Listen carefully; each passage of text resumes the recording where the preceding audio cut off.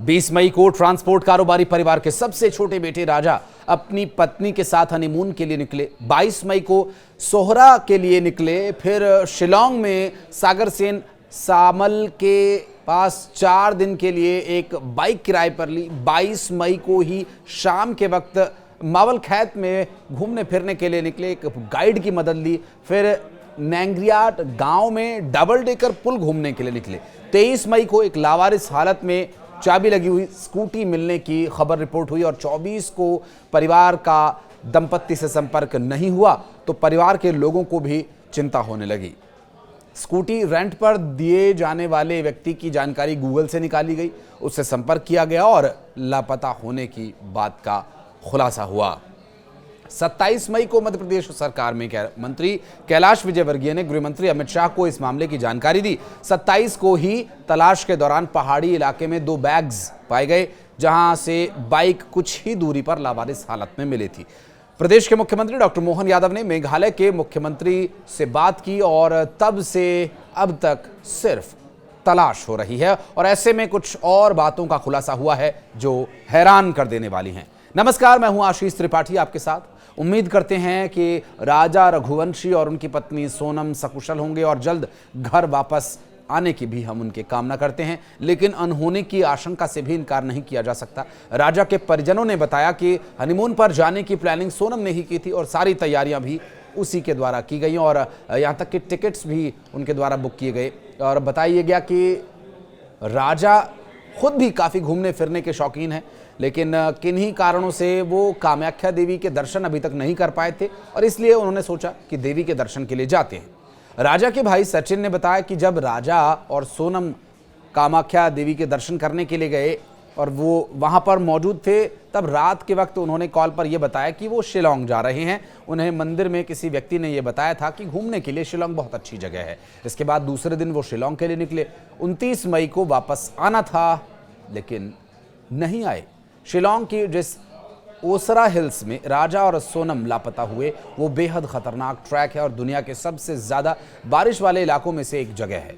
राजा असुरक्षित जगहों को लेकर बहुत संवेदनशील रहा करते थे और ऐसे खतरों से बहुत अवेयर रहा करते थे और ऐसी खतरनाक जगहों पर परिवार के लोगों को जाने नहीं देना चाहते थे।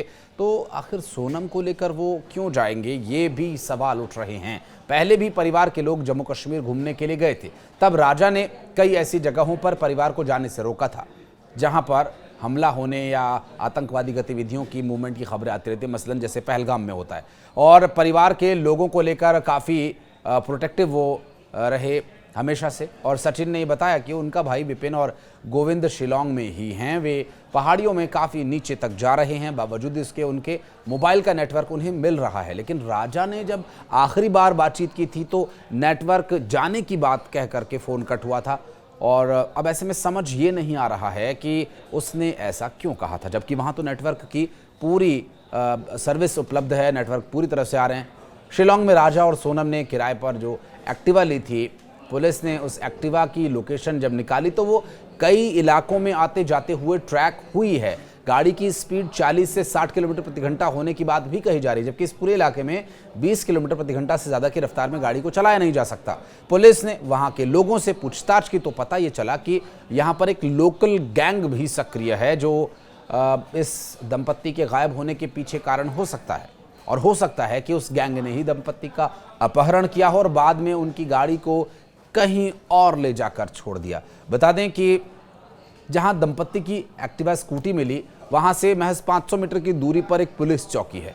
मेघालय के ईस्ट खासी हिल्स के एसपी विवेक सीएम ने बताया कि दंपत्ति की मोबाइल लोकेशन आखिरी बार मावल खैत गांव में ही पाई गई थी। लापता राजा और उनकी पत्नी सोनम की तलाश के लिए 50 से ज़्यादा लोगों की टीम बनाई गई है। हर टीम में 10 लोग हैं, जिनमें गांव के लोग और विलेज डिफेंस पार्टी के सदस्य भी शामिल हैं। बुधवार को सर्च के लिए और लोगों को भी लगाया गया।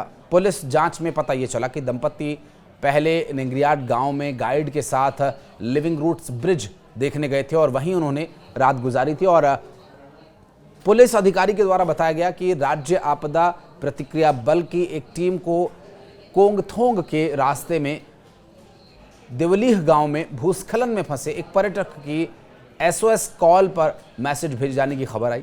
मौसम खराब होने की वजह से खोज जो अभियान है वो प्रभावित रहा और एक बार फिर इस अभियान को आगे बढ़ाया जाएगा। चूंकि 29 और 30 मई को मेघालय में अच्छी खासी बारिश हुई और अचानक बाढ़ और भूस्खलन की चेतावनी पहले ही जारी कर दी गई थी, जिससे आज का जो रेस्क्यू वो भी प्रभावित हो सकता है। बहरहाल उम्मीदें की जा रही, चूँकि आज बारिश अभी तक नहीं हुई थी तो उम्मीदें की जा रही है कि बारिश रुक गई होगी, तो उम्मीद है कि जल्द ही वहाँ पर इस सर्च ऑपरेशन को आगे बढ़ाया जाएगा और राजा और सोनम सकुशल बरामद किए जा सकेंगे।